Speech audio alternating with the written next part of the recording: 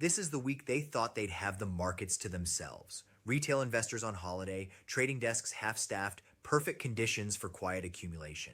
They forgot that some investors never take their eyes off opportunity. And opportunity is exactly what we're seeing. Gold rests at $4,290 right now. Silver trades at 74.70. These aren't random numbers. They're the levels where the foundation for 2026's biggest move is being built. Earlier today, I got a phone call from someone at one of the biggest precious metal merchants in Western Canada. I won't share his identity. What matters is what he revealed to me. His exact words were, Monday shattered every sales record we've ever had. We surpassed our previous best by 50%.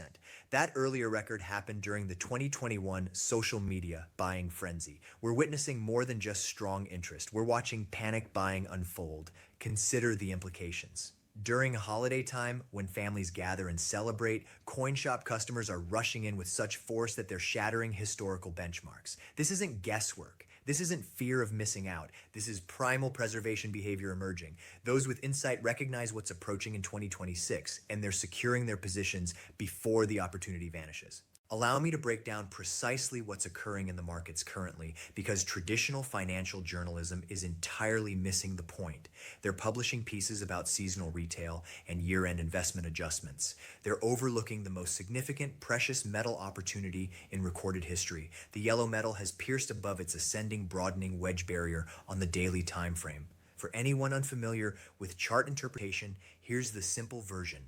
This formation indicates growing price swings within a positive framework. It signifies the fluctuations are becoming wider, but they're expanding upward. The surge past $4,280 verified that this metal isn't merely pausing, it's taking off. However, the yellow metal isn't where the real action is. It does what it always does. It's the foundation. It's the reliable constant. The white metal is where attention belongs. This shiny element is higher by 145% so far this year. In October, it demolished a 45-year barrier that stood since 1980. And what occurred after breaking that ceiling? It sped up. The increases aren't slowing. They're gaining intensity. The force is strengthening, not weakening. And the chart structure on the daily time frame shows something that should frighten anyone still watching from the sidelines. We're seeing an Adam and Eve formation. We're observing an inverted head and shoulders. We're looking at a cup and handle that exploded above $54.50 and drove prices to $70 within weeks. These aren't coincidental markings on a display. These are formations that have forecasted significant movements for generations, and they're all indicating the identical direction, upward. The near-term objective for the white metal based on the ascending broadening wedge formation sits somewhere between $80 and $90. But here's what market experts hesitate to articulate publicly. That objective will climb as prices advance. The formation widens, the fluctuation intensifies, the upper limit continues ascending, and past $90, there's nothing but empty space until we reach three figures. $100 per troy ounce isn't wishful thinking. It's a mathematical certainty propelled by limited availability, manufacturing requirements, and an influx of individual investor capital that's only starting. If you believe the advance is finished, you're not watching closely. We're in the opening stages of a once-in-a-lifetime movement. Now, allow me to clarify why the holiday scheduling of this advancement is so crucial, because this is where the snare has been positioned. The exchange activity right now is minimal. The major players are absent from their workstations. The automated systems are operating on default settings. In typical conditions, shallow participation creates erratic, aimless movement. But that's not our current situation. We're watching the yellow metal maintain near $4,190 despite minimal activity. We're seeing the white metal rest at 74.70, not because liquidation force is building, but because purchasers are preparing before the subsequent climb. This is remarkable. In shallow conditions, valuations should be exposed to retreats. They should be drifting downward as the absence of purchasing force allows natural decline. Instead, valuations are remaining solid. They're stabilizing in a narrow band, gathering momentum like a tightened coil. What does this reveal about underlying interest? It reveals that purchasing power is substantial. It reveals that whenever valuations decrease, even marginally, purchasers are prepared to acquire the commodity. It reveals that the protective capital movements into these metals aren't a passing occurrence driven by news cycles. They represent a foundational transformation in how investors perceive these holdings. The globe is transforming. The previous monetary structure is disintegrating, and individuals are reacting by transferring their resources into the most ancient form of currency humanity knows. This won't cease in January. This will intensify. Allow me to present the fundamental scenario that's propelling this advancement because the chart formations are merely the visible layer. They're the manifestation of deeper mechanisms at play. The American currency is declining. This isn't subjective opinion. This is verifiable information. The anticipation that the Federal Reserve will commence reducing borrowing costs as rising prices cool and economic expansion slows is creating downward force on the greenback. And when the American currency weakens, these metals become more appealing to foreign purchasers. They become less expensive in alternative currencies. Interest increases automatically. This is fundamental market mechanics. And the current administration has communicated clearly about preferring a central bank leader who favors rate reductions. This message has been delivered publicly. It's broadcasting to markets that monetary strategy is about to change in a manner that's exceptionally favorable for precious metals. But there's additional context. The international political climate is worsening quickly, and traditional journalism is barely acknowledging it. American military forces have executed operations in Nigeria. This is verified. The United States is directing a maritime restriction of Venezuelan petroleum vessels. These aren't minor regional disputes. These are moves that demonstrate readiness by America to extend military influence across numerous continents concurrently. This increases concerns of worldwide instability. This pushes resources into protective holdings. This is combustible material for the precious metal advance. Now, I want to address something that traditional analysts decline to recognize: the availability circumstance, because this is the concealed reality that financial institutions don't want you to comprehend. The planet's dedicated white metal reserves are largely depleted. Let me state that again. The accessible material, the premium quality reserves that made extraction profitable for 100 years, they're exhausted. What persists are inferior quality reserves that require more capital to extract. What persists are mixed deposits where this metal is a secondary product of copper or lead or zinc extraction. The planet cannot simply manufacture more of this commodity to satisfy increasing interest. The availability is limited at a fundamental geological level, and additionally, manufacturing requirement for this element is surging. Solar panel producers are utilizing this element at a pace that nobody anticipated 5 years back. Every solar component needs conductive paste. Every battery-powered automobile needs this element for its electrical pathways. The sustainable power transformation that administrations globally are advancing is a consumption apparatus for this commodity, and there isn't adequate supply underground to fulfill both manufacturing requirement and financial requirement at present valuations. This is why valuations must climb. This isn't guesswork. This is fundamental economics. The shortfall is genuine, the scarcity is approaching, and the investors who grasp this are securing positions now during the seasonal pause before the subsequent wave commences. I contacted another informant yesterday, an administrator at a retail precious metal network with outlets across Canada and the northwestern United States. He revealed that commodity units sold in December are higher by 150% versus 12 months prior. 150%. The individual investor is awakening, the modest purchaser, the individual who enters a dealer with several $100s, they're overwhelming the market. And here's the reality about individual investor interest. It persists. When an individual investor purchases physical commodity, they typically retain it. They aren't actively trading. They aren't seeking to exchange it for quick gains. They're gathering. They're constructing a reserve that they plan to transfer to their offspring. This commodity is being withdrawn from circulation indefinitely. Every unit that enters a residential vault is a unit that won't be obtainable for manufacturing utilization. Every unit that a modest investor secures is a unit that intensifies the availability squeeze. Let me share information about someone named Jay Moore. He's 33 years old, resides in Arizona, operates as a logistics supervisor. For 10 years, whenever Jay wanted to put money to work, he accessed an application on his device and purchased equities or digital currencies. That was his pattern. That was what his peers were instructed to do. But 60 days back, something shifted. Jay began consuming online content about this white metal. He began comprehending the underlying factors. He began recognizing what we've been discussing for years, and he reached a conclusion. He entered his vehicle, he traveled to his neighborhood dealer, and he acquired his initial 3 units of physical commodity for approximately $150. Since that moment, Jay has gathered roughly 60 units of ornaments and currency pieces. He secures them in a residential vault. And when I questioned him about his intentions, he articulated something that should alarm every financial institution that's been controlling this market. He stated, "I understand the valuation is climbing rapidly, but I have zero intention of liquidating." J isn't unusual. J represents the visible portion of a massive phenomenon. There are thousands, potentially millions of individuals just like him throughout North America who are experiencing the identical understanding. They're understanding that equities can become worthless. They're understanding that digital currencies can be compromised or prohibited. They're understanding that financial accounts can be restricted. But this white metal is physical. This commodity is authentic. This element has been currency for 5 millennia, and unlike electronic holdings, this metal can be secured, defended, and transferred to subsequent generations without any third-party exposure. As Jay expressed it, I simply want to possess something real where I can safeguard myself and assist my relatives after I'm deceased. That isn't the declaration of someone chasing gains. That's the declaration of someone who has abandoned confidence in the existing framework. And when millions of individuals abandon confidence simultaneously, the requirement for tangible holdings becomes astronomical. There's another account I want to present. Michael DeCrane is 46 years old, resides in Indianapolis, operates as the operations director at a video conferencing corporation. For him, gathering this commodity began as a pastime to experience with his 7-year-old child. They would visit dealers during journeys, 5 or 6 locations across various states, just to examine what they possessed and include a piece here and there.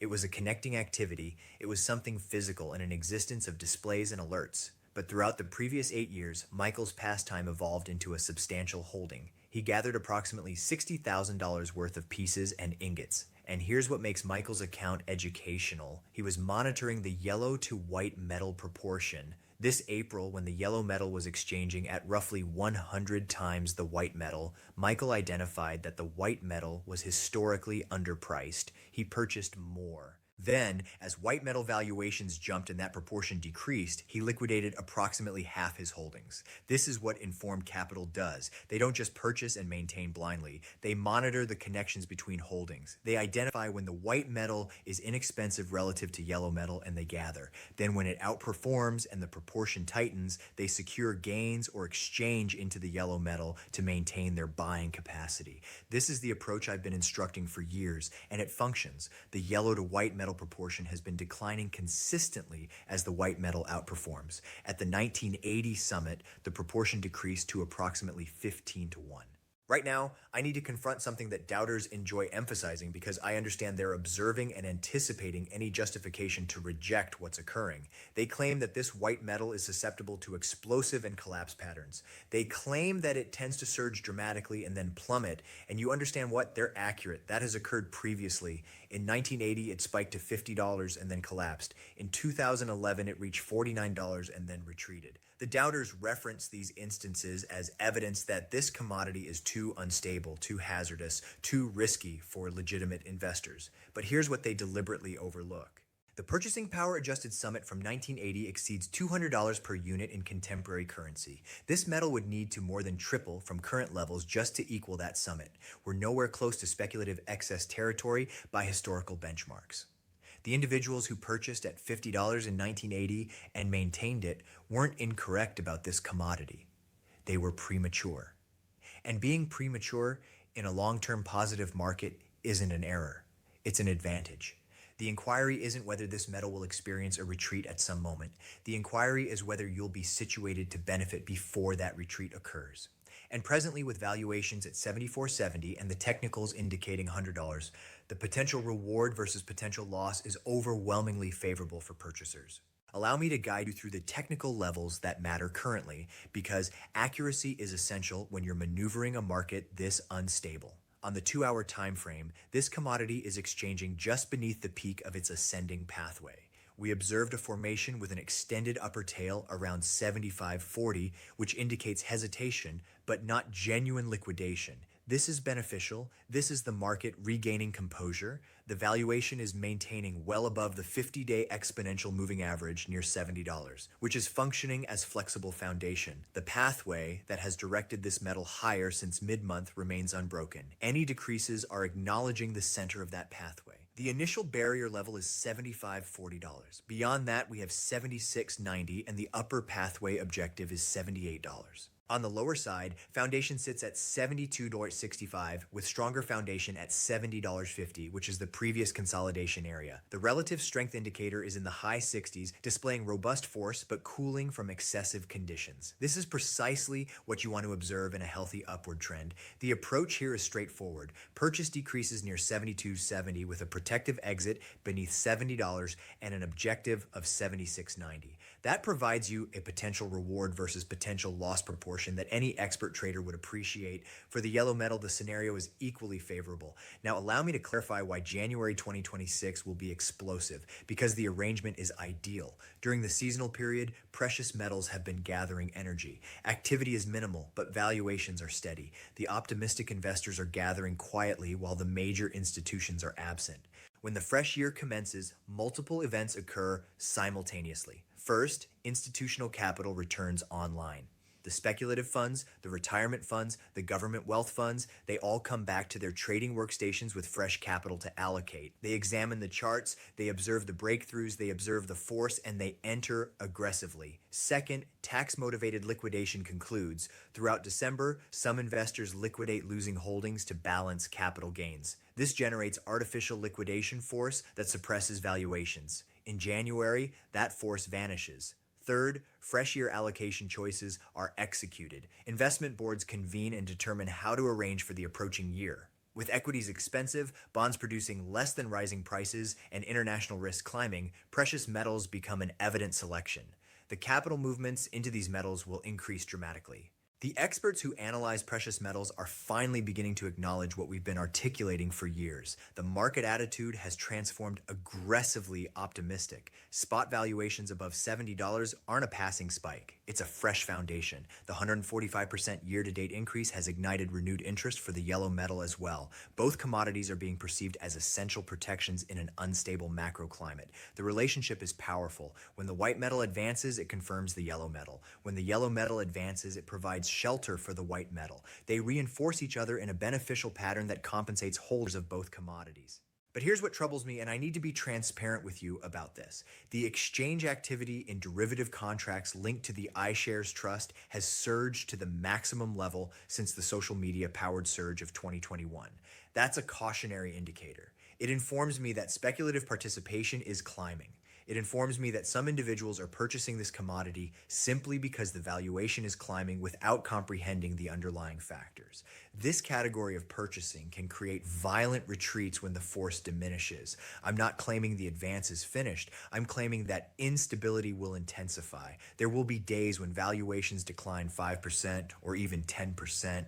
There will be headlines declaring that the speculative excess has exploded.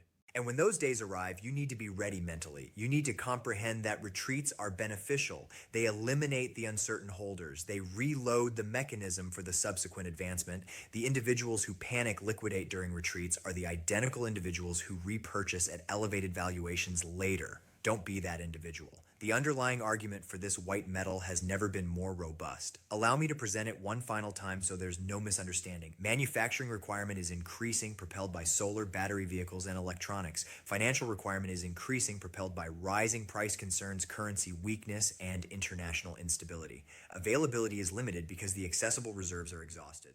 The shortfall between availability and requirement is expanding every year. The valuation must climb to stabilize the market. There's no alternative mathematical result. The financial institutions can control paper valuations in the near term. They can increase collateral obligations, they can modify the regulations, but they cannot manufacture this commodity. They cannot create this element from nothing. And as long as the physical shortfall exists, the valuation will continue climbing. For those of you who already possess physical commodity, who have been gathering for years, who listened when we were advocating strongly at $25 and $30 and $40, congratulations. You're being compensated for your patience and certainty. But don't become satisfied. Don't presume the journey is finished. We're heading to $100 and probably past. The inquiry isn't whether you should maintain. The inquiry is whether you should increase your holdings on any retreat.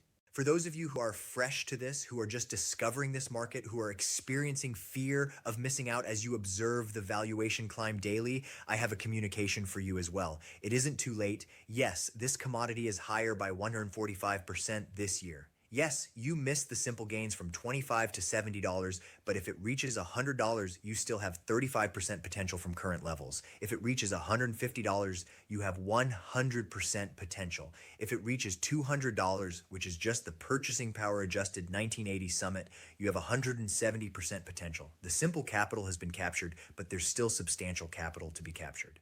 The essential element is to purchase physical commodity whenever feasible. Don't depend on paper commitments. Don't rely on exchange traded funds that might resolve in currency during an emergency. Don't maintain futures agreements that can be terminated by exceptional circumstance provisions. Possess the commodity, maintain it in your control, secure it in a vault that you manage. This is the sole method to guarantee that your resources are defended when the framework finally fractures. And make no error, the framework is fracturing. The fissures are observable for anyone who examines. The obligation levels are unmanageable. The currency is being diminished. The international political structure is fragmenting. The previous regulations no longer function. We're entering a fresh period, and the individuals who possess tangible holdings will prosper, while the individuals who maintain paper commitments will experience hardship.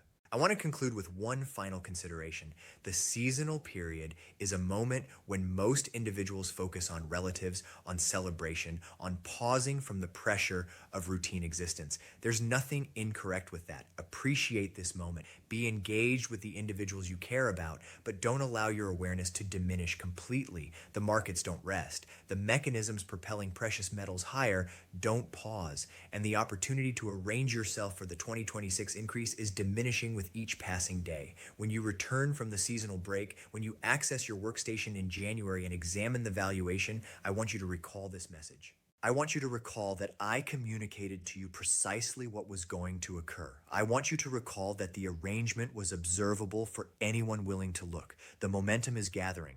The mechanism is tightening. The breakthrough is approaching. Ensure you're on the advantageous side of it. The most significant resource redistribution in contemporary history is developing before our observation.